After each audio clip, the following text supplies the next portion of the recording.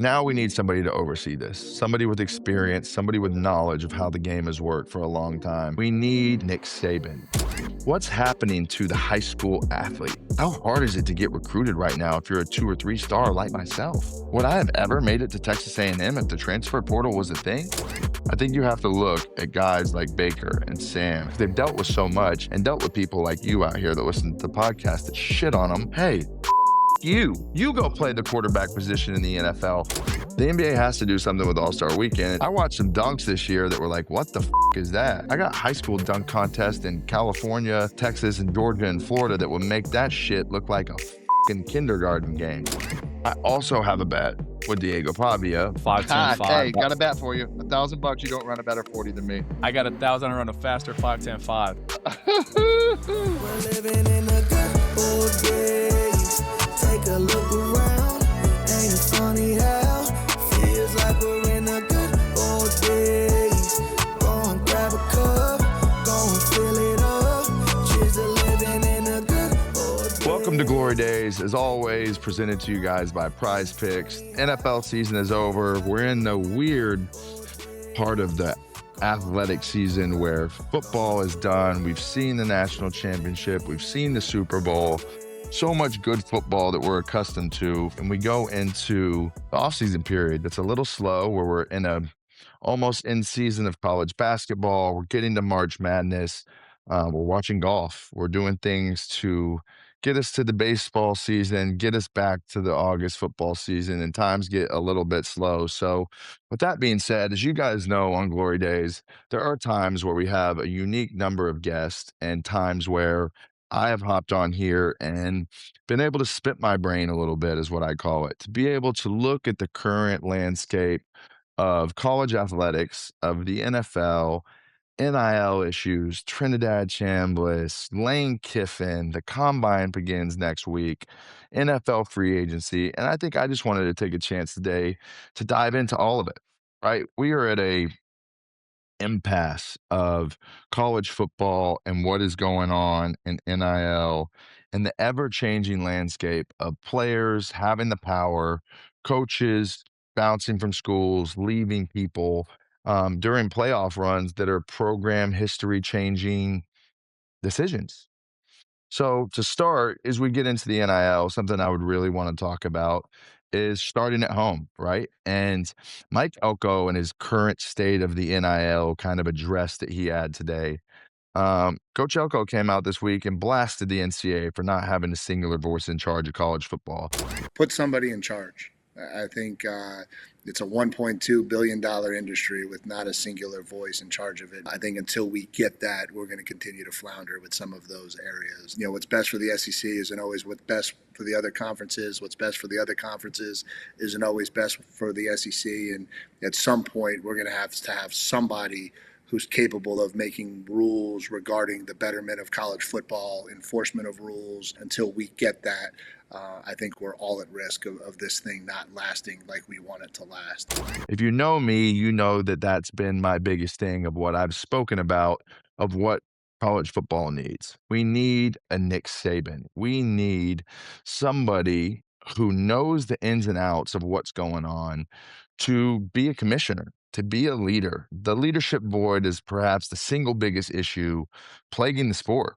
And there doesn't look to be any solution other than put this thing into the courts, tie it up in individual states, bring it to the Supreme Court, or even have President Trump come in and be like, this is what's going to happen.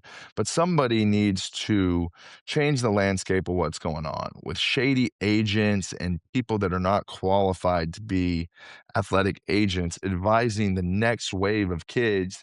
And while they're doing that, they're also taking 15, 20, 30% and advising kids to run and chase the next bag, which, while it's changing families and while it's great and teaching young men responsibility on how to handle money, taxes, fame, fortune, and everything that comes along with it, it's doing a disservice to the development of the next generation of athletes, the next guy who wants to go to the NFL. You can commit to a school and then your loyalty is gone and you leave and go somewhere else to the highest bidder. Coaches know where they have the power. You're able to change your roster in 3 months to fill holes that you otherwise would have not been able to fill for a little bit. Quarterbacks are the hottest commodity right now, and being able to literally leave a middle to low tier Division I school and go to the biggest dog and change a roster and make them a national champion powerhouse overnight. And you've watched it with Indiana and what happened this year, a school that you never would have thought, a fan base that never would have thought they would have won a national championship football, did the unthinkable and went and ran the table this year. And it's because of guys like Fernando Mendoza and the people that they had on their roster to change the landscape and the history of somewhere forever. If you're a third, fourth year quarterback and you want to go to the NFL, it's better to stay in school and transfer and make more money than you would make rolling the dice in the draft. I know what Quinn Ewers said, but he missed out on money he'll never get back by transferring to another school. But I respect you, Quinn Ewers, because you chose loyalty and appreciating what you did in college to go on to the next level and make your path know whether people agree with you or call you stupid or not. In my opinion, you have my respect and admiration for taking a different path that the majority of people, if you put a poll out here, wouldn't. With that being said, the newest situation we had is Trinidad Chambliss at Ole Miss. He's a perfect example. The NCAA denied his eligibility 3 times in the past 2 months. He goes to court in Mississippi. The judge rules in his favor, and now he's eligible to come back and have a great roster and a great chance to do what Ole Miss hasn't done in a long time. That's huge for them. Give him $5 million, let him play, come back, be rich, hotty toddy, and go to Ole Miss and do whatever you want it to be with more experienced leadership and a team that was good enough to get to a semifinal game this year. Which begs the question, is it healthy for college sports to have the eligibility of athletes determined by the courtrooms across America? What's the cutoff? We're watching guys be 30 years old playing their 7th, 8th year in college football because of COVID. I understand during that time and during that year that college football changed and you couldn't play games. Some conferences didn't want to. And it was just at a point where you had to do something to give guys an opportunity when you can't play games and some schools couldn't. Whether it's fair or whatever it may be, it's just part of what's happened. Now we need somebody to oversee this, somebody with experience, somebody with knowledge of how the game has worked for a long time that's willing to put in the hours to make this thing right. Because in reality, college football is a beautiful thing. There are people who love the NFL. The NFL is a great product. But to me, there's nothing better than watching young kids go out and grow and determine who they want to be in life while getting an education, making money, changing the history of their program or their family or whatever it may be. And I think you see the purest form of football in this state. Do you see the best all the time? No. But with that being said, it needs to change. And I think there's enough people standing up to the fact right now that this isn't sustainable and college sports can go away. When you look at structure of athletic departments, right? Football and men's basketball prop up the rest of the athletic departments around the country. Alabama had a great example that came out this week that they made 150 plus million and it paid for every one of every other athletic program in the department. So football is such a big thing that the money and everything that comes with it pays for so much that people don't even know. But it's the life force of school and it's the life force of sports and college athletics. From TV to the playoff, to how many teams are we going to have? How's the playoff going to look? Are we bumping the schedule up? What are we doing? But make it make sense because bowl games don't mean shit right now unless you're in the playoff. Guys aren't playing, they're in the transfer, and we're getting stuck with players that take a chance in the portal and then never play football again. What's happening to the high school athlete? How hard is it to get recruited right now if you're a 2 or 3 star like myself? Would I have ever made it to Texas A&M if the transfer portal was a thing? Really sit and think about who's getting hosed throughout the situation and who's not getting the opportunities they deserve. So athletes, if you're watching this, if you listen to me, listen to this. Be sure of who you trust in to commit to a school. Be sure of who you're listening to and advising that they have your best interest in heart. Because At times, it's better to stay at a school and work from a third string position than put yourself in a transfer portal and not get picked. Make sure your film's right. Make sure your study right. Make sure your work ethic is right to where people want to come out and pick you and fill your position and your role on a team in a gap of what they need, whether it's the top of D1 or it's bouncing around to JUCO. It's happened. It's worked for guys for years. Cam Newton went to JUCO, came back, national championship, first round pick, Super Bowl, MVP, life changes. It happens. It's up to you, and it depends on you making the right decisions now from an even earlier age. PrizePicks is America's #1 sports picks app. The app is just really easy to use. Just pick more or less on 2+ players to make a lineup, and that's it. PrizePicks is available in most states, and as of last week, that now includes New York. That's right, New York, PrizePicks together, finally. Football may be over, but basketball season is heating up, and turning time is right around the corner. So use code Johnny and get $50 in lineups when you play your first $5 PrizePicks. Use code Johnny, JOHNNY, to get in on the action. PrizePicks, it's good to be right. Let's get into another thing that happens this month. The NFL Combine. There's names, there's position, there's hype, there's will this guy challenge the 40 record? Will Fernando Mendoza come out and do what he needs to do and interview right to be the certified #1 pick? Who's going to be the second quarterback taken? Where's Jeremiah Love going to go? So many questions and defensive, unbelievable players. Caleb Downs, so many guys on curious of where they're going to go. As you guys know through my documentary and through me, my combine experience was super interesting. I was young and naive and felt prepared, but wasn't and didn't know how the situation works. So from what I've told guys, whether it be Diego or Fernando or anybody that I speak to in college on a regular basis, these teams are going to ask you questions. They're going to make you uncomfortable. They're going to see what your character is all about to see if it's worth risking their money to take you in the draft. That's just how it goes. So if you're lucky enough to get invited to Indy, be excited. Be open, be honest with what you plan to do, that changes you're going to make from college, because in reality, listen, these people know who you are if they're interested in you. If you're a top pick, the difference between you being a 5th pick and the 20th pick could be this week in Indy. So for me, and I'll speak really to the quarterbacks of what I've seen, right? Interview well, be honest, talk about your changes, what you're going to do, go and be vulnerable. Maybe you throw one bad, but it's all about your attitude, how you come back from failure. That's what these teams and these GMs want to see. And listen, if you do well enough, it puts you in a good position for pro day to move on to the next step and carry on. So that's my advice. That's what I did right. That's what I did wrong. And that's what I would advise to anybody who's moving forward. I also have a bet with Diego Pavia. 5-10-5. Hey, got a bet for you. Got a bet for you. $1,000, you don't run a better 40 than me. I got 1,000 to run a faster 5-10-5. Oh, he doesn't want the 40 bet. I'll do 1,000 a piece on each. Okay, that's fair. Fair game. As we look at the quarterback position through this draft, I think the list will go something like this. I think Mendoza will go #1 overall to Kubiak, Brady, and the Raiders. I think pairing him with Bowers and Genty, having Geno Smith there if he needs to start the season, and really see how he adapts to being the first pick and handling all the pressure that comes with it.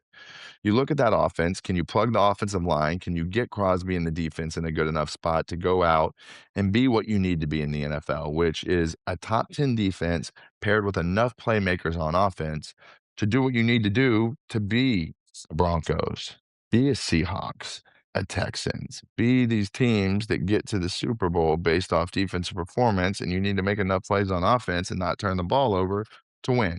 So I think without a doubt, he ends up in Oakland. That's a done deal. You have Carson Beck, you have Ty Simpson, you have Nussmeier, and you have guys that are fighting to be the #2. In my opinion, when I look at pro style play and what it takes to be an NFL quarterback, Ty Simpson does an unbelievable job of matching his eyes and his feet and getting through progressions. He played in a pro style system. He struggled when he was injured this year, At the same time, I think he shows enough intrigue to where somebody in the NFL is going to look at him and say, we can work with that and make him better.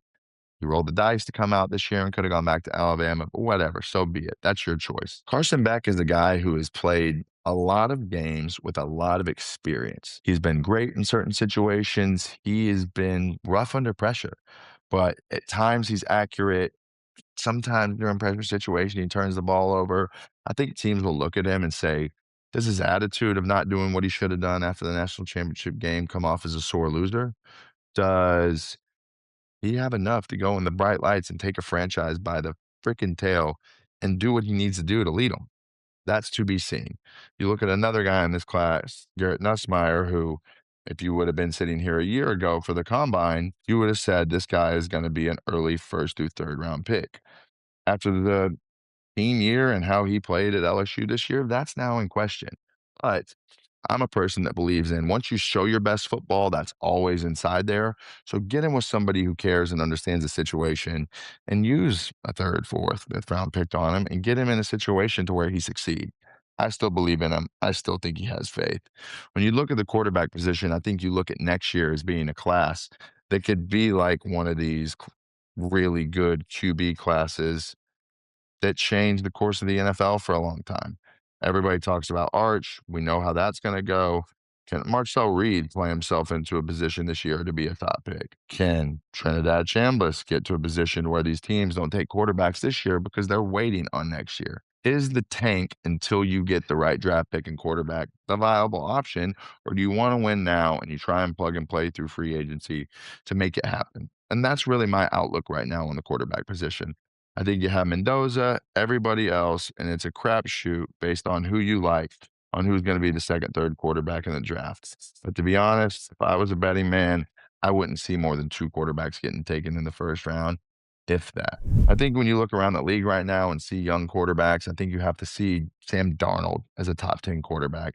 I think you have to see Bo Nix climbing the ranks. Caleb Williams proving his worth, making throws that are off the charts. I think you have to look at guys like Baker and Sam and these people who have overcome so much adversity to be the quarterback and be in the situation that they deserve to be in, because they've dealt with so much and dealt with people like you out here that listen to the podcast that shit on them because they didn't succeed the first time. Hey, fuck you. You go play the quarterback position in the NFL and get chased by Aaron Donald and these guys week in and week out. You don't know what you're talking about. And you don't know how hard it is to read a coverage pre-snap and see these guys tilt and roll and bring a blitz to knock your fucking head off. So what are you talking about? Persevere through the times that make you who you are in the long run. And do what Darnold did. If you believe in yourself long enough and hard enough and you find other coaches like Kubiak who do, life changes and it changes forever. I think that's an interesting point. I think we give up on guys too soon. I think people are doing that right now with Tua. It takes the right situation and the right person to believe in you to get to where you want to be in the NFL. And some of it's luck, some of it's hard work, some of it's never giving up on yourself. You look at some interesting stories around the NFL right now, and one that's really popped out to me today is the Miami Dolphins are choosing to really kind of clean house, right? Unfortunately, Mike McDaniel's gone this year. We spoke to Darren Waller about that a couple weeks ago. I was at the scene of the crime, bro. I think I was the last person that saw him before he got fired, bro. My exit meeting was that Thursday morning, talking for like 10 minutes, and then Stephen Ross kicked the door in at like 9:42. And he comes in and like joins the conversation. We're just all talking, reflecting on the year. And then the conversation kind of hits a lull, and I'm sitting across the desk from Mike. And Stephen Ross is standing there just kind of looking at me like, it's time for you to get the hell out. And so I go out the meeting, I go downstairs and get a massage. I come up from the massage, check my phone, he's fired. And I'm like, damn, wow. Like, this shit cold. Tyreek now will not be there. Tua will most likely not be there. So you're left with, Quinn Ewers and good pieces on the team, but very much a question mark on if they compete in the conference that they're in. I think there's a lot of questions around the league if you look at the top free agents of who's going to go out and make a splash to save these guys. Like Dallas needs to keep that receiving core intact. They have to keep those guys to give Dak a chance to win enough games in the NFC East. I've had guys who have been on the pod that are in the news right now a lot. One being Mike Evans, and we've spoken. For me, I know where he stands. I know where he's at. I know how he feels about his longstanding relationship in Tampa and what that means to him. I'm excited to see what he decides to do because in reality, we'll look back at it and say he's a first ballot Hall of Famer and one of the best receivers we've ever had the privilege of being able to watch. Secondly, Von Miller is a guy who's done so much for Texas A&M, so much for the state of Texas, and so much for the game of football. How awesome would it be for him to go back to Denver and play on a defense that's stacked with a coach like Sean Payton and go back to where he had the most success, NFL MVP, Super Bowl champion, and has done so much for the community in that organization. We've heard him speak about Elway. We've heard him speak about the people and the owners of that team, what it means to him. So Denver, Peyton, let's go get Vaughn. Put him on a team, let him get 8 sacks this year and ride off into the sunset with a Super Bowl ring that Bo Nix has the ability to be able to bring you this year. I want to talk to you about something real for a minute, something that I struggle with at times, but it's mental health. Look, I've had plenty of times in my life where things were moving fast, pressure, expectations, noise, and I've seen firsthand how much therapy can help people get their head and everything else up here right. I've got friends and teammates who have used therapy to work through stress, relationships, or just life. And every one of them says the same thing. They wish it had been easier to get started. That's why I like what Rula is doing. Rula is a healthcare provider group that makes therapy simple, affordable, and more than anything, fast. They work with most major insurance plans, and the average session copay is just around $15. That's less than a night out and way more valuable for your long-term mindset and health. With Rula, you answer a few questions about what you're looking for, and they match you with a licensed therapist who actually fits your needs. No long wait lists, no guesswork. You can be talking to someone as soon as the next day. Therapy isn't weakness, guys. It's a tool, and Rula makes that tool easy to use. Thousands of guys have already used Rula to finally get the care they needed. Don't keep putting it off. Go to rula.com/Johnny and get started today. That's RULA.com/JOHNNY, rula.com/Johnny. Check it out. Change your life. The NBA All-Star Weekend is something for me that's changed a lot since I used to watch. And I think we look at a lot of areas in sports that have changed a lot. SportsCenter's not the same. Gone are the days of Stuart Scott and Scott Van Pelt. And the NBA has changed to where I watched some dunks this year that were like, what the fuck is that? I got high school dunk contests in California, Texas, and Georgia and Florida that would make that shit look like a fucking kindergarten game. The NBA has to do something with All-Star Weekend. It's kind of like the Pro Bowl. It's not inspiring. It's not what it was. And the best people are not performing in it because they need to get healthy for a long season to go make a championship run. Look, it's not me sitting here hating on it. It's just speaking the truth about what's going on in that. And I hope they have the star power and people care enough to bring it back. You know, we're at a phase right now where we're watching people that we grew up with and the legends of the game get to a point where they're not going to play much longer. So with that being said, appreciate the times that we do have watching these greats and these legends right in front of our eyes. The Currys, the LeBrons, the Durants, the legacy of Joker, the legacy of other people around the league that have given us so much and so many memories that we grow up on. And the same thing is to be said in football or baseball or whatever it is. As we look at baseball, they're getting to a point today where you hear the MLBPA has now lost their main negotiator that was supposed to be happening very soon. Are we going to see a lockout in 2027? Or are we going to see people come together, players still have their power, and put the owners in a position where they have to pay them so we don't miss games and don't miss lockouts and stuff? And I think that's the biggest thing. We want to see sports. We're all fanatics. We are all enamored and in love with it. But can we get to a point where everybody gets along and TV deals get broken up fairly? And the players, I'm always in your corner. Fight for what you deserve and go get what you need. And that's a huge place of where the world of sports is right now. Let's fix college football and make it fair and make it right. Let's get this MLB PA stuff figured out and get a collective bargaining agreement that makes sense. Let's get the NFLPA to a place of where they can have players have more of a voice. And also, let's get the NBA spark back all the time. I think they've done great things with the cup during the year and the tournament and You know, the finals is great. The matchups have been great, but just little tweaks there that people had to put their pride aside and get to make the world of sports even better. And it's not me bitching. I think this is me sitting here today and talking about things that are current media and the news that I care about that I'm going to speak about. Listen, that's one thing that you guys are going to have to understand with me. You may be sick of hearing my story. Guess what? There's more irons in the fire. I'm not going anywhere because you guys may be sick of hearing me talk. I'm going to hop on with Ocho and Shannon and talk about college football because I've been there and I've done it and I hoist a trophy that only 100 people have ever won. Get over it. You don't want to hear it? Unfollow. Go on about your way and follow what you do because that's what I do in my life. I follow and see and put things in my life that I want to see. To speak on that a little bit, there's been a lot of people to start this year that have been seeing how I'm moving and how my life is. And I just want to take a time because of what's gone on in my life over the past couple weeks and speak on mental health. Look, to everybody that DMs me and asks me and my former teammates that reach out and speak to me and ask me questions, you have to get to a point in your life because life is hard once you stop playing football or basketball or baseball.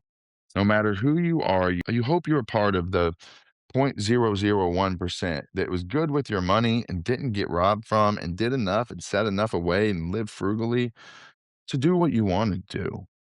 But that's not always the case. Guys think football or baseball or basketball will last forever, and one day you open your eyes and it's gone. Did you create enough relationships that last and that you checked in on to maybe go get that job one day or find something else that you're passionate about and interested in? I know it took me damn near a decade to find out what made me get out of bed in the day. And now sitting here and doing this with the podcast and allowing people to have a safe space to come and talk and tell stories and do what they want to do in the world of sports has given me motivation to continue to carry on with this pod. So like I said, I'm not going anywhere. This is only getting started. And for me, it's only getting more fun and only getting better. To speak on the college, mental health, high school mental health, adult mental health, it is a full-time job. We run an ad here with a helpline for mental health to find a doctor. Anybody knows me, and for the most part, if you DM me and you're telling me, yo, I'm struggling, I really need some help, I try my best to respond back to as much as I can to give you guys advice on what it is. And do I know everything? Am I perfect? No. But I do things every single day to put my mental health in a good place. One, at nighttime, I don't stay on my phone and keep it next to my face and do what a lot of people do and stay glued to it until they go to sleep. I put my phones across the room. I put a Joe Rogan podcast on and try and educate myself at night. And that for me helps me fall asleep. By the end of the week, I've listened to a whole podcast and I get to hear things that I'm interested in that put my brain in a good place. Number two, I wake up in the day and I try to keep things from getting me in a bad mood to start the day. There's very important things for your mental health. Number one is wake up with a clear mind, feeling full rested. There's nothing that takes you down quicker than rest and not getting enough. Take care of yourself. And I think that's something that I haven't done to myself for a long time. And I'm starting to learn that eating right, sleep, and doing good things as far as getting outside, touching grass, and surrounding yourself with people who are winning, because there's nothing that'll take you down faster than hanging out with the wrong people. I feel so blessed right now to be in a position where me and my friends are holding each other accountable. We're making better decisions. For me, I'm trending in the direction of positivity, love, and good vibes. Because for me, looking at the way of the world is right now and the way people are, a lot of it is divisiveness, hate, tearing people down. While all those things are powerful, there is nothing, like the Super Bowl said, that's more power than coming together and love and being the type of person. For me, the one thing I like is when people interact with me, I try to be open, honest. And when you come into interaction with me, hopefully you leave that interaction saying, you know what?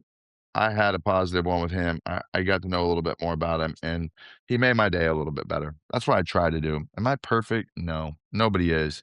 But I have the wherewithal to do things throughout the week that eventually when I look up a month later, my life is gradually better. And I feel like for the first time, whether you guys believe it or not, I'm growing up. I'm taking accountability for the things that I'm wrong on. I'm trying to use the word no when I want to do everything in the world. And I'm growing and learning up. I enjoy time with my family, my friends, work, and doing things that make me happy. Golf, basketball, baseball, paddle, whatever it may be. I'm an athlete deep down. I got to be athletic. Any athletes that out there are struggling, please reach out. Use the number that we use in our ads. Reach out to me. Get my number through anybody and feel free, because the one thing we don't do as athletes, between pride and ego and stubbornness, is reach out to people we trust to just bounce things off each other and get good advice. And really, this may look to some of you like a rant, but for me, I think it's what I do with my friends every single day for the betterment of myself, for a therapy type session between people that know me and that I love, to see if what I'm saying is making sense. So the people who regularly listen to this pod, I love you. The people who bounce in and only see clips and don't see the full thing, whatever. You love me, you don't. I appreciate the ones that do. And I'm going to continue to be me, because I'm the type of person that's unique, goes against the grain, and you either enjoy me and love me and appreciate what happened 10 years ago, or you don't. And you look at what I did in the NFL and think I'm a fuck up. Either way, you can't get me down. I've got my team, my family, my nieces. I'm an uncle. I'm building the life that I want. And when I look back in 80 years, I'm going to be proud of what I've done and be able to lay my head on my deathbed, wherever that may be, with a bunch of pride and a sense of living life the way that I wanted. So with that being said, we end every podcast with a question. If you look back and had one word to describe your glory days, asking myself, what would that be? I ask people this question every week, and I watch them stare and be stunned as that question floats through their head. Now I ask myself the same one. But the word that I would use is fucking legendary. My life is a movie, one that I'm blessed with trials and tribulations, failure that I've grown through, success that I maybe don't even understand what it is completely. But my story is so far from being done. And anybody that's 25 to 35, your story is so far from being done. No matter you feel like that or not, life is about perspective. If you need help shifting it, find a therapist, find somebody, your parents, your mother. If you don't have that, hit me. I'll help you try and see a different perspective. If you think like that, amazing. If you don't, I get to live a movie. I'm blessed to do more things than I could have ever imagined. Thank you to the people that make my life that way. Thank you to the people that continuously pick me up when I'm down and doubt myself. It's part of life. Some days are good, some days are bad, but fuck it. We're going to roll through it and win one day at a time, even if we take a couple lumps in between. With that being said, as always, this is Glory Days, presented to you by PrizePicks. Thank you for PrizePicks. Thank you for Lucy. Thank you for all of our sponsors involved. And more than anything, thank you to our listeners for being loyal to me, loyal to this podcast, and loyal to the people that make this thing great. Love you guys. We'll see you next week. Later.